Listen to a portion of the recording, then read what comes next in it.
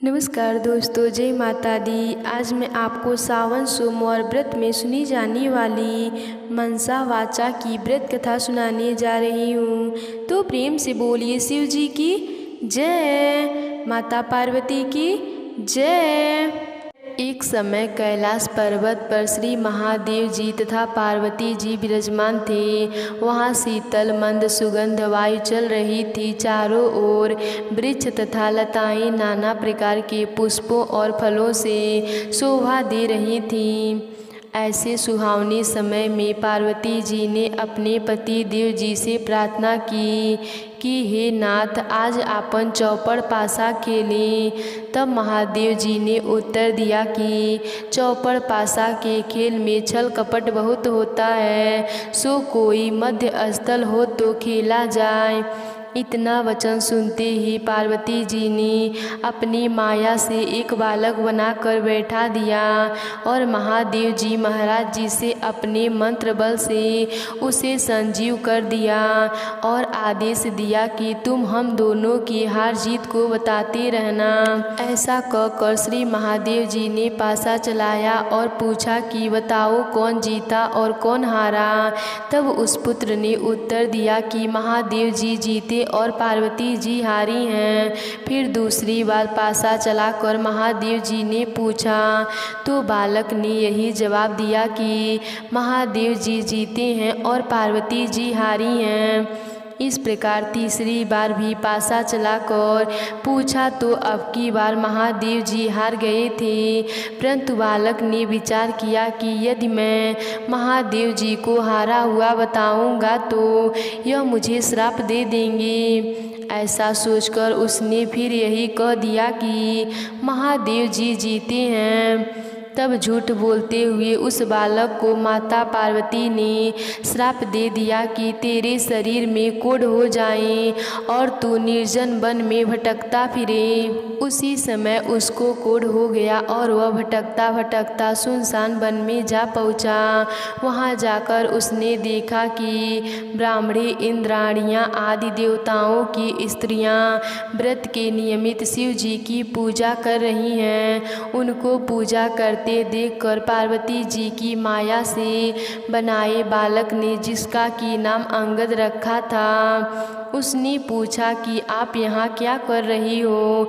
तब उन देवनंगाओं ने जवाब दिया कि हम तो मनसा वाचा नाम के प्रसिद्ध महादेव जी की पूजा कर रही हैं, यानी मन और वाणी को बस में करके, अर्थात सब जगह से मन हटाकर और शिव पार्वती में ही लगाकर पूजा कर रही हैं। इसीलिए इस व्रत का नाम भी मनसा वाचा व्रत है।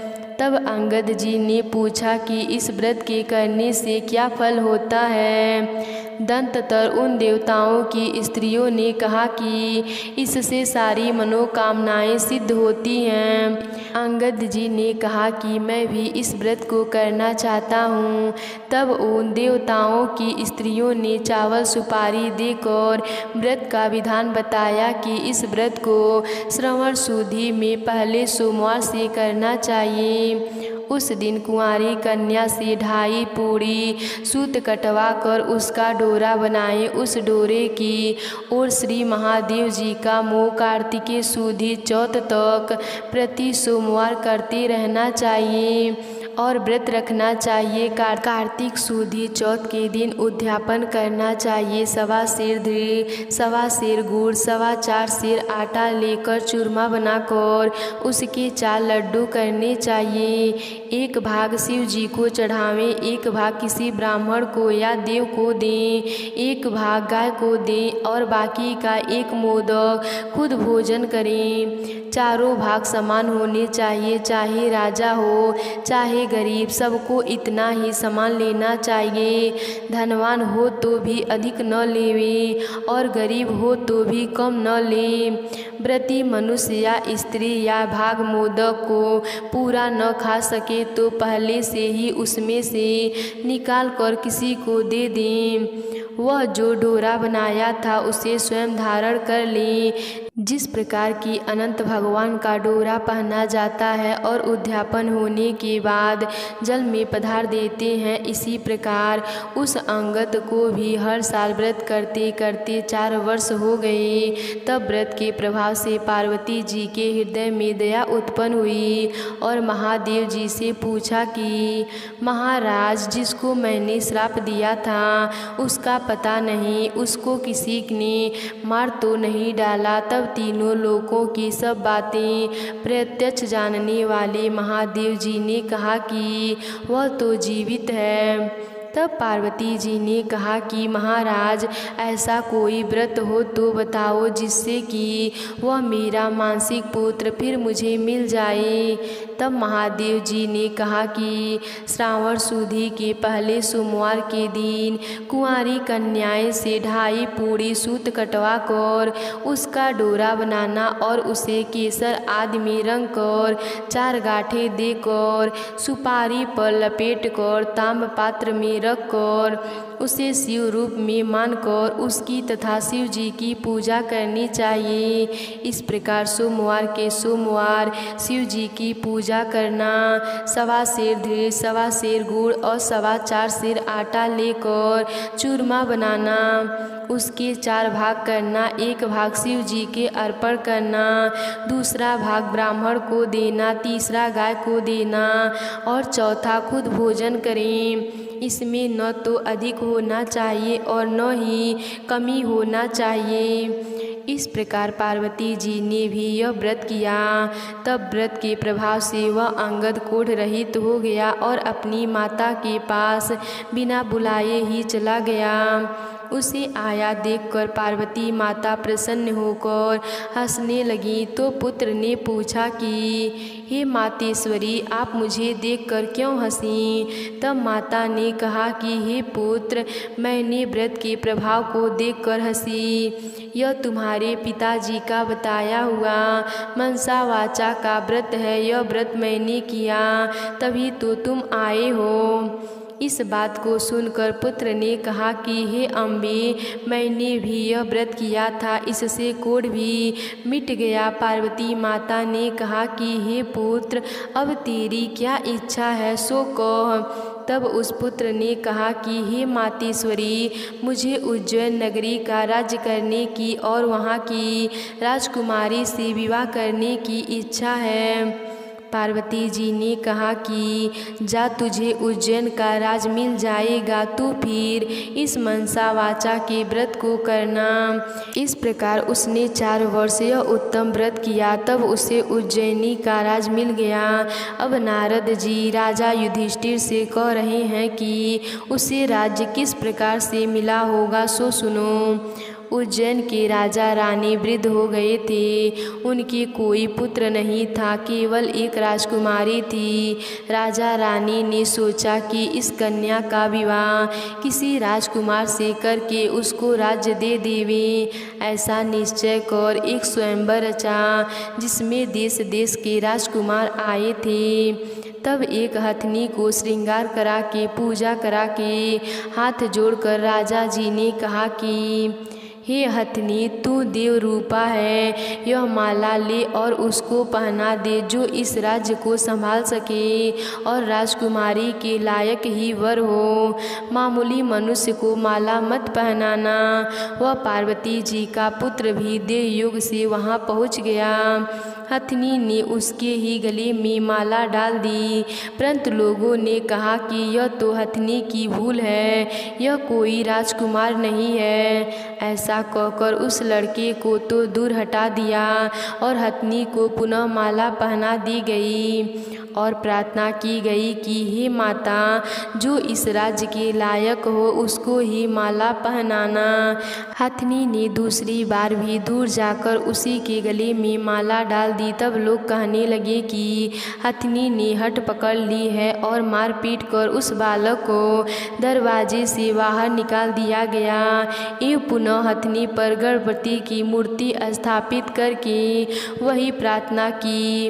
वह देव रूपी हथनी थी, इसीलिए दरवाजे के बाहर निकलकर उसी बालक के गले में उसने तीसरी बार भी माला डाल दी। तब राजा ने नगर के सेठ को बुलाकर कहा कि तुम इसको ले जाओ और बारात सजाकर हमारे यहाँ ले आओ। राजा की आज्ञा मानकर सेठ उसको ले गया।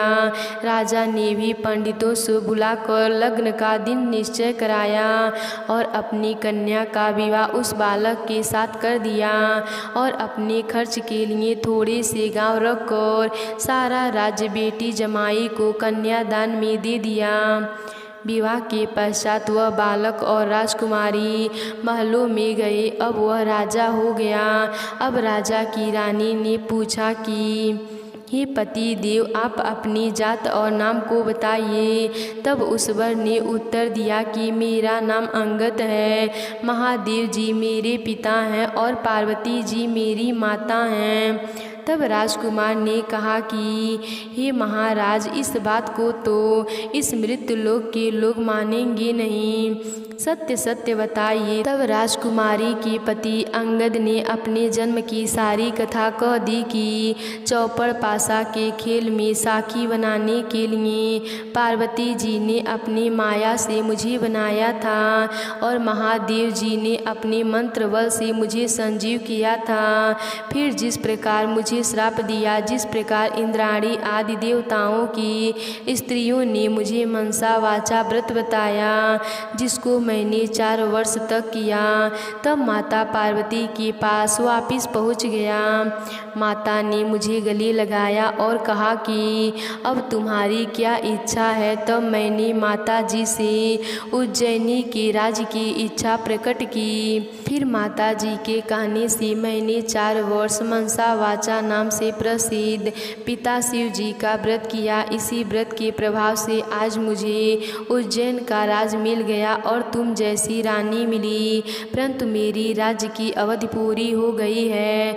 अब मैं अपने माता पिता के पास कैलाश को जाता हूँ।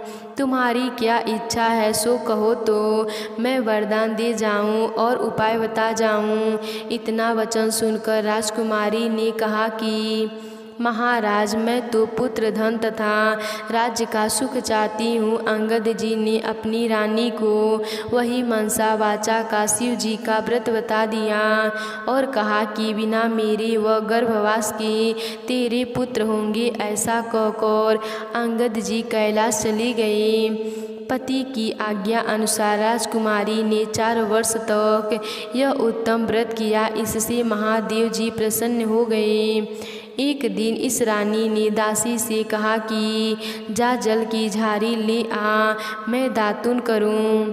दासी ऊपर गई तो क्या देखती है कि सोने की पालकी में एक छोटा सा सुंदर बालक सो रहा है और मुंह में अंगूठा चूस रहा है। दासी ने जाकर रानी जी से यह बात कही कि रानी जी ने जाकर बालक को उठा लिया और भगवान शंकर से प्रार्थना की कि हे प्रभु, यदि आपने यह बालक दिया है तो मेरे स्तनों में से दूध की धारा भी निकालिए। इतना कहते ही उसके स्तनों में से दूध आ गया। इस प्रकार वह बालक बड़ा होने लगा। एक दिन उस बालक ने अपनी माँ से पूछा कि हे माँ, मेरे पिता कौन हैं और उनका क्या नाम है। तब उस रानी ने कहा कि तेरे पिता तो अंगद जी हैं और महादेव माता पार्वती तेरी दादा दादी हैं। तब बालक ने, जिसका कि नाम फूल कुंवर था, अपनी माता से कहा कि इस बात को तो मृत्युलोक में कोई नहीं मानेगा। तब माता ने पुत्र को वह सारी कथा को सुनाई। तुम्हारे पिता अंगद जी की उत्पत्ति पार्वती जी की इच्छा एवं माया से हुई थी और महादेव जी ने उनको संजीवनी किया था। शिव पार्वती के चौपड़ पासा के खेल में झूठ बोलने से माता ने उनको श्राप दे दिया था, जिससे वे कोढ़ी हो गए और उनको वन में भटकना पड़ा। तब मनसा वाचा के व्रत करने से वे भले चंगे हो गए और माता पार्वती से उनका पुनः मिलन हो गया।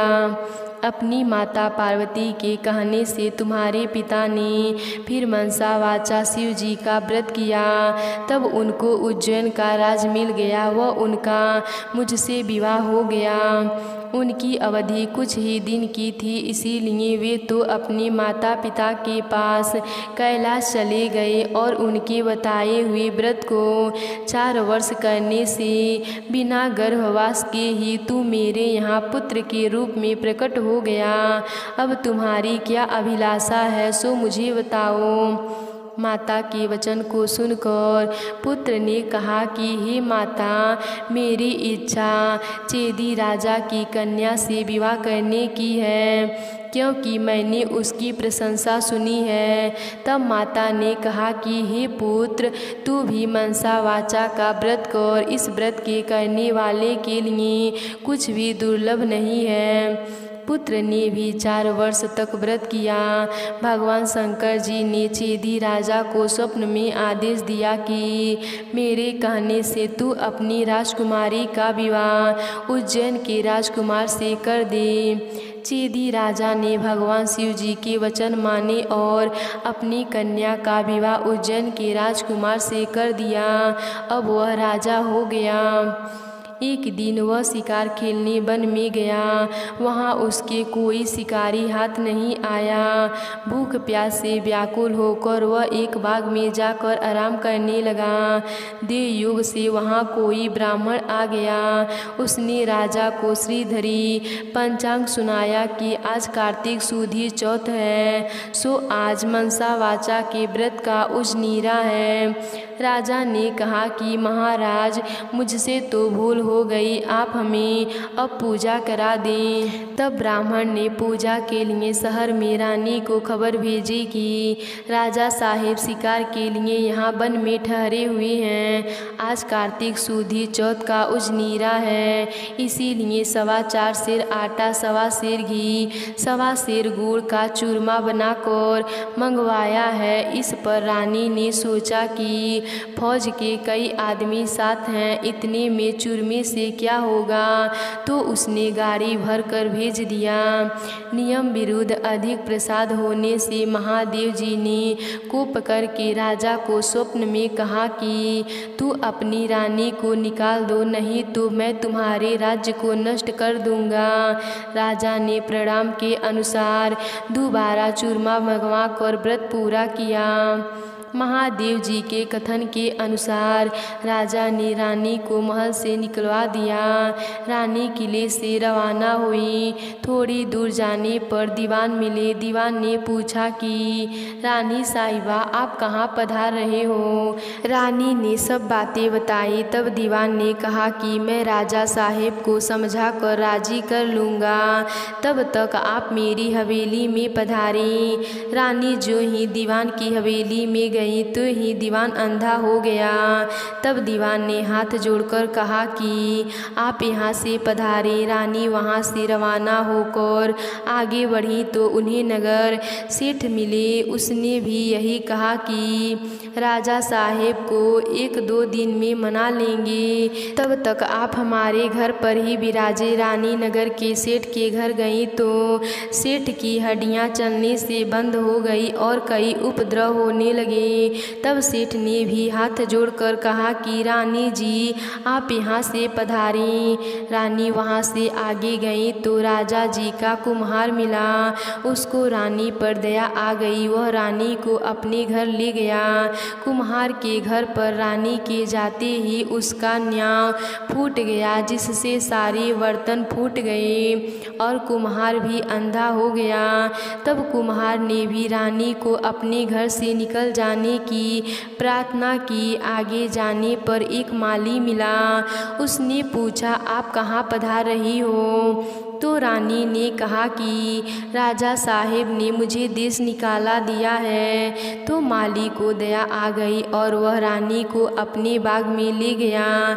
माली ने कहा कि जब तक राजा जी का क्रोध मिटे ना, तब तक आप यहाँ बाग में ही रहो। पर रानी के बाग में जाते ही बाग के पेड़ पौधे सब सूख कर जलने लगे। कारीगरों का पानी भी सूख गया और माली को भी कम दिखने लगा। तब माली ने भी रानी को वहाँ से चले जाने के लिए कह दिया। रानी वहाँ से निकलकर विचार करने लगी कि मुझे ऐसा क्या पाप हो गया कि मैं जहाँ जहाँ भी जाती हूँ वहाँ वहाँ अनर्थ हो रहा है। ऐसा सोचकर रानी ने देखा कि आगे 2 रास्ते हैं। पूछने पर मालूम हुआ कि एक तो 6 महीना का रास्ता है, वह दूसरा 3 ही दिन का। रानी 3 ही दिन के रास्ते पर चली गईं। आगे जाते जाते क्षिप्रा नदी मिली। रानी ने दुख के मारे उसमें कूदकर आत्महत्या करनी चाहिए, पर ज्यों ही वह नदी में कूदी तो नदी सूख गई। आगे चलने पर एक पर्वत आया। उसने सोचा कि इस पर चढ़कर गिर पड़ूं। वह चढ़कर गिरने लगी तो पर्वत जमीन के बराबर हो गया। आगे जाने पर एक सिंह दिखाई दिया।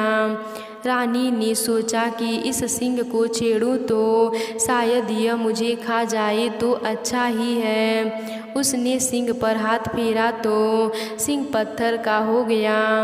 आगे जाने पर बड़ा भारी अजगर सांप दिखाई दिया। रानी ने मरने के लिए उस बड़े सांप को छेड़ा तो सांप रस्सी बन गया। सारी हार खाकर और आगे चली तो क्या देखती हैं कि वहाँ एक बड़ा भारी पीपल का वृक्ष है। उसके पास एक सुंदर कुआं है और एक मंदिर बना हुआ है। वह मंदिर में जाकर मुंह ढक कर बैठ गई और ओम नमः शिवाय इस पंचाक्षरी मंत्र को जपने लगी। उस दिन कार्तिक सुदी चौथ का दिन था। मंदिर का पुजारी नाथ सामान लेने गांव में गया था। वह उसको कुत्ते ने काट खाया। तब पुजारी नाथ ने विचार किया कि हमारे आश्रम में ऐसा कौन पापी आ पहुंचा है जिसके कारण यह उत्पात हो गया। मंदिर जाकर नाथ ने एक स्त्री को बैठी देखा तो कहने लगा, आज यहाँ कोई डायन या भूतनी आ गई। तब रानी ने विनय पूर्वक कहा कि महाराज, मैं न तो डायन हूँ न भूतनी हूँ, मैं तो मानवी हूँ। आकाश की घेरी और जमीन की झेली हुई दुखी स्त्री हूँ। यदि आप मुझे धर्म की बेटी बनाओ तो अपना सारा भेद कहूँ। नाथ ने यह स्वीकार कर लिया तो रानी ने अपना सारा भेद कह दिया और वहाँ से जाने लगी तो चल नहीं सकी। तब नाथ ने उजनीरा का एक लड्डू उसे दे दिया। लड्डू को देखते ही रानी को व्रत याद आ गया। नाथ ने भी बता दिया कि आज कार्तिक सुदी चौथ है। यह मनसा वाचा के व्रत का प्रसाद है। इसका नियम है कि राजा हो तो भी अधिक प्रसाद न बनावे और गरीब हो तो भी कम न बनावे। यह 1 भाग का लड्डू है। तब रानी के समझ में आ गई कि मैंने प्रसाद का चरमा ज़्यादा भेज दिया था, इससे यह महादेव जी का दोष हुआ है। ऐसा विचार कर रानी ने नाथ जी से प्रार्थना की कि हे महाराज, इस व्रत को अब मैं भी करना चाहती हूँ।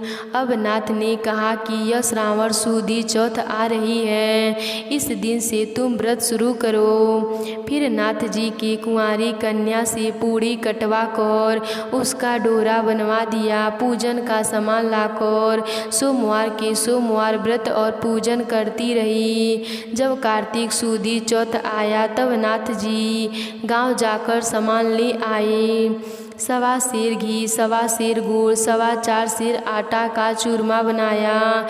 चूरमा के 4 भाग किए और शिव पार्वती की मनसा वाचा पूजा की। इस तरह व्रत करते करते 4 वर्ष पूरे हुए तो महादेव जी ने राजा को स्वप्न में दर्शन देकर कहा कि राजन, अब तू रानी को बुला लावे, नहीं तो मैं तेरे राज्य का नाश कर दूंगा। तब राजा ने कहा कि महाराज, अब रानी का पता लगाना कठिन है, आपकी आज्ञा से ही तो उसे देश निकाला दिया था।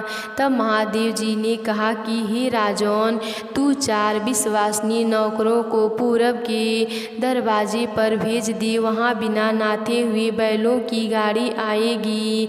वह गाड़ी वहीं जाकर ठहरेगी जहाँ तुम्हारी रानी है। प्रातःकाल राजा ने 4 आदमी भेजे। आगे बिना नाथे हुए बैलों की गाड़ी आई। उसमें वह चारों बैठ गए और उसी मंदिर तक चले गए जहाँ रानी थी। वहाँ रानी को पहचान कर सेवकों ने कहा कि हे रानी जी, अब आप पधारिए। राजा साहब ने आपको बुलाया है और इसी कार्य के लिए हमको भेजा है। तब रानी ने नाथ जी को कहा कि मैं आपकी धर्म की बेटी हूँ, सो आप मुझे सीख देकर भेजो। तब नाथ जी ने मिट्टी के हाथी, घोड़ा व पालकी बनाकर मंत्र के छींटे दिए, जिससे वे सच्चे हाथी, घोड़े, पालकी बन गए। रानी ने नाथ जी से फिर कहा कि हे पिताजी, आते समय रास्ते में मेरे रहने से कई जीवों का नुकसान हो गया था, तो उनका भी उद्धार हो जाना चाहिए, नहीं तो यह पाप भी मुझको ही लगेगा। तब नाथ जी ने शिव जी के निर्माल्य की एक छारी भर दी और कहा कि हे बेटी, तू इस जल का छींटा ओम नमः शिवाय कह कर डालती जाना, तो तेरे सारे पाप निवृत्त हो जाएंगे। अब तो रानी शिव पार्वती की और नाथ जी को साष्टांग नमस्कार कर लेने को आए चारों सेवकों के साथ रवाना हो गई। जाते जाते वही सर्प आया। तब शिव जी से प्रार्थना करने लगी कि प्रभु, मेरे पाप से यह सर्प रस्सी बन गया था, अब यह फिर से सर्प हो जाए, ऐसी प्रार्थना कर झाड़ी के जल से उसके छींटे दिए, जिससे वह पहले के समान सर्प बन गया। आगे वही सिंह जो पत्थर का होकर पड़ा मिला, उसके भी रानी ने छारी के जल के छींटे दिए, तो वह भी जीवित होकर जंगल में भाग गया। आगे चलने पर वह पर्वत आया जो जमीन के बराबर हो गया था। प्रार्थना करके जल के छींटे देने से वह भी पहले जैसा पर्वत हो गया। आगे जाते जाते वही नदी आई जो सूख गई थी। रानी ने शिव जी का ध्यान कर जल के छींटे दिए, जिससे वह भी गहरे और स्वच्छ जल वाली नदी फिर से हो गई। अब रानी ने पालकी, हाथी, घोड़े को किले में भेज दिए और वह खुद उसी बाग में गई जो पहले सूख गया था। बागवान ने कहा कि रानी जी, अब आप फिर क्यों यहाँ आई हैं? पहले ही आपके आने से यह बाग उजड़ गया था, पर रानी के समझाने पर माली ने फटाक खोला। रानी ने बाग में जाकर शिव जी का ध्यान कर झाड़ी के जल के छींटे दिए, जिससे पहले से भी अच्छा हरा बाग बगीचा हो गया। वहाँ कई कोयले बोलने लगी, नाना प्रकार के फल फूल दिखाई देने लगे और कुओं में लबालब जल भर गया। फिर रानी जी उसी कुम्हार के घर गईं, तो कुम्हार की आंखें खुल गई और जल के छींटे देने से न्याव के बर्तन सोने चांदी के बन गए। कुम्हार ने कहा कि रानी जी, यह सोने के बर्तन हमारे पास कौन रखने देगा? तब रानी ने कहा कि इसमें से 4 बर्तन राजा की भेंट कर देना। इसी तरह रानी नगर के सेठ गई तो उनकी हड्डियाँ सिरकने लगी, वह व्यापार में लाभ होने लगा। तब नगर के सेठ ने कहा कि अन्नदाता जी, आपके पधारने से हमारे यहाँ रिद्धि सिद्धि हुई। इस खुशी में मैं सारी नगरी को जिमाना चाहता हूँ। सारी नगरी में ढिंढोरा पिटवा दिया गया कि कल किसी के घर में धुआं न निकले। जो किसी ने चूल्हा जलाया तो दंड के भागीदार होंगे। आगे रानी जी पधारे तो दीवान जी के यहाँ पहुँची। जाते ही दीवान जी की आंखें खुल गई। अब आनंद हो गया। अब रानी साहिबा किले में पधारी। राजा जी ने उनका अच्छा स्वागत किया। नगर के सेठ ने सारे नगर को जिमाया और किले में जाकर रानी जी से अर्ज की कि हे अन्नदात्री, अब आप भी आरोगी। रानी ने कहा कि मेरे तो आज कार्तिक सुदी चौथ का उजनीरा है, सो किसी भूखे आदमी को जिमा कर जीमूंगी। सारे नगर के लोग को नगर के सेठ के यहाँ जिम आए। नगर में कोई भी भूखा व्यक्ति नहीं मिला। ढूंढते ढूंढते धोबी घाट पर एक अंधी बहरी कोढ़िन धोबी पड़ी मिली। रानी जी की आज्ञा से उसे बुलाया गया। रानी जी ने उसने स्नान कराया। स्नान कराते ही उसका सारा कोढ़ मिट गया। कथा सुनाते ही उसके लिए स्वर्ग से विमान आ गया और बूढ़ी धोबन कथा सुनने व प्रसाद लेने मात्र से सदैव वैकुंठ चली गईं। राजा रानी भी हर साल मनसा वाचा का व्रत करते रहे। वे संसार के सब प्रकार के सुखों को भोगते रहे और पुत्र को राजगद्दी देकर अंतकाल में शिवलोक को गए।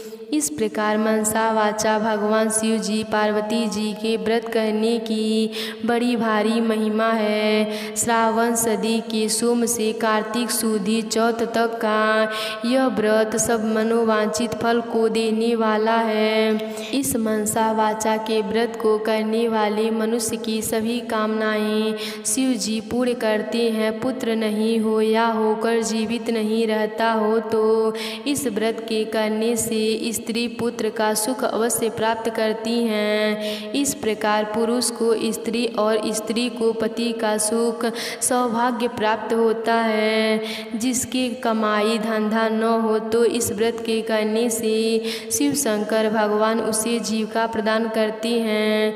तो प्रेम से बोलिए शिव जी की जय, माता पार्वती की जय।